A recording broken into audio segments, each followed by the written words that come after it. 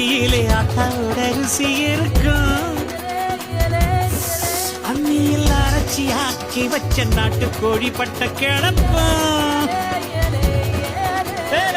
ஆடு மாடு மேல உள்ள பாசம் வீட்டு ரேஷன் கார்டில் சேர்க்க சொல்லி கேட்கும்.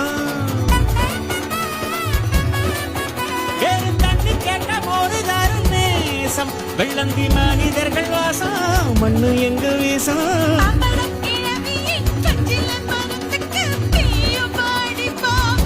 பங்காளி பக்கத்து வீட்டுக்கும் சேர்த்து சமைக்கிற அன்பு இங்கு வாழும்.